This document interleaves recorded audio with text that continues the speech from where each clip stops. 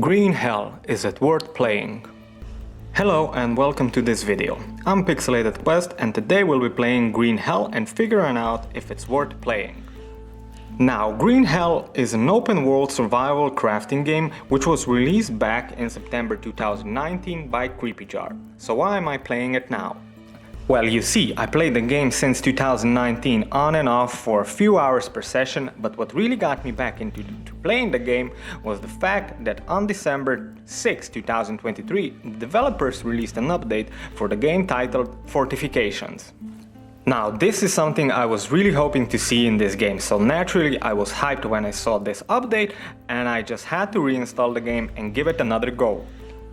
In the update announcement, the developers stated that they have added to the base building mechanics things such as constructing fences, palisades, gates, and lookout platforms. To be clear, this was the 18th update the developers made featuring content updates, bug fixes, and various small hotfixes. So it would be safe to assume that there should be at this point no major bugs or performance issues, right? Well, keep this in mind for the end of this video. So, with the game installed again, I gave it another go and here's my take on it. The game offers a few different modes in single player: story, survival, the spirits of Amazonia, and a mode called challenges, all with their unique characteristics. Me being adventurous, I go with the story mode on difficulty setting called Welcome to the Jungle. Now, the story mode evolves around Jake Higgins, the player, and his wife, Mia. The game leads up to a short intro making ourselves familiar with the Amazon rainforest, which is our setting. First objective in the intro is to find our tent, followed by lighting a campfire where Mia realizes we don't have a lighter. Once the basic mechanics are learned in the intro, we wake up still in the tent, realizing Mia went on a solo trip to the nearby tribal village inhabited by the indigenous people of Yabuwaka. Not long after, Mia sends us a distress call saying she is in danger and needs help. Jake then runs into the jungle like an idiot, unprepared and under-equipped, trying to save her. You can already imagine at this point what will happen. After running around like a headless chicken, Jake finds the village and is at some point haunted by the locals before he falls from a waterfall into a pool of water. And this is the point where the game actually starts. The story so far is okay, nothing over the top, but we have the base setting of what is going on. Once we wake up on the edge of the Amazon River, we need to familiarize ourselves with our surroundings. Keep in mind, this is a tropical jungle, so just act like everything is out to kill you and you should be somewhat okay. Now, first thing we want to do is set up a hot shelter. This will allow us to save the game's progress and have a comfortable sleep, which will restore some of our sanity. Touching on the subject of sanity, the game has a sanity meter, which I personally quite enjoyed, as you need to keep it above a certain amount in order not to go insane in the jungle. Before that happens, you are bound to hear voices in your head and the colors shift to a more grayish color tone. Nice touch, by the way. Anyhow, first we gather the material for our shelter, which consists of palm tree leaves, sticks and long sticks. So off to chopping some wood we go. We will be doing this a lot, by the way. After constructing our a bit sad looking tent, we need some tools, as cutting trees with a torch does work, but it takes quite a long time. Build a stone axe and a heavy stone axe. Next thing I do is survey the area and get acquainted with the local rattlesnake population. I grab a stone and hurl it towards the snake. After a marvelous victory of a foe that will almost get the better of me later in this video, I butcher the snake's carcass for some meat before continuing exploring. Now that I have some meat, water is the next high priority item on my list. I find a fallen coconut, drink it, split it, and eat the coconut meat just before it starts raining, and I use the coconut shells as water collectors.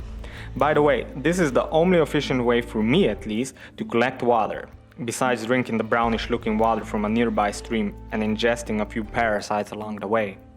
Finding some unknown fruit that we can eat and later harvest for seeds and plant, cutting down some additional green plants called molinera, which are used to create bandages and are super useful on almost any wounds.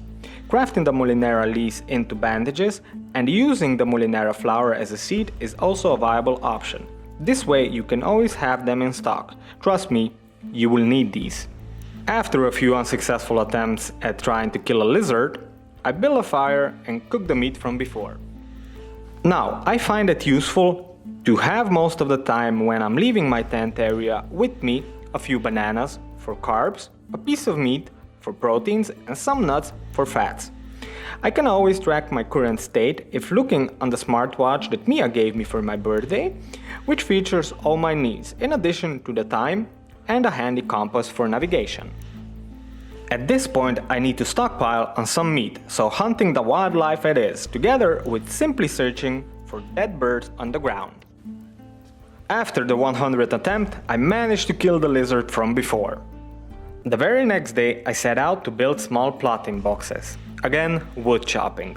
Trust me, this initial area where we started off in will look nothing similar to a jungle later on in this video. This is the moment where I do something incredibly stupid, which will almost cost me my life here. I go back to the jungle and before I know it, I step directly into the mouth of a rattlesnake. But the Amazonian gods seem to favor me, as just a minute ago I picked up tobacco leaves. Consuming tobacco leaves will considerably reduce the poison, which means I only need to deal with the fever. Good thing I have enough water back in my base. A quick sprint back, followed by a few coconut shells of water, and a good night's sleep should do it. After a near-death experience, I built more plotting boxes and cooked some more meat. At this point in the game, I completely forgot about the story. See, this is the thing about Green Hell and story mode. While the story seems interesting and captivating, it never really draws me in to the point where I really want to focus on the story rather than building my base and, try to survive the jungle. So I go to the nearby abandoned village, find a map, and I learn how to build a meat dryer. After a while of hunting, my meat dryer is almost full. By the way, I shot a capybara. Nice clean shot, which I am kinda proud of. Now, at this point I decide to build a proper wood-based home. This will require a lot of wood, so I will spare you the 40 minutes of me deforesting the jungle in Woodcutting Simulator 2023. Oh, sorry, I meant Green Hell. After a while I start building and progress is slow but manageable. Next up are the palm tree leaves that will be the roofing on my fancy house. So I cut down every possible leafy thing growing near me. Covering the roof takes a while, but I get it done. Next up are the walls for my house, which means, you guessed it, more woodcutting. After what has seemed to be an eternity, I managed to build all the walls, including the door. And again, I can't shake the feeling I'm forgetting about something. Ah, yeah, right, the story. So I decide to go back to the abandoned village and complete the ayahuasca ritual. I gather the material needed for the ritual and drink the brew. And then a cutscene starts, and we are running after a small child with gorgeous colors blurring our mind, just before we are transported into a beautiful bluish forest passage. After continuing along the passage, we get to a few scenes, everything is frozen in time, and we can experience how Mia made first contact with the indigenous tribe of Yabuaca. There are 3 such scenes leading up to the main ceremonial event which Mia took part in. Once we accept the gift that was offered to her, we are transported back to the abandoned village, and now we have contact with Mia again, who claims to be fine now.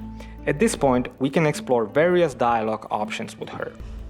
You see, this is one of the problems I have with the game. The story seems to be captivating and being very detailed, but playing as Jake, focusing on surviving and the bare minimum you need to survive the jungle takes up so much time and resources that in 30 hours of gameplay I barely made any progress with the storyline and story mode.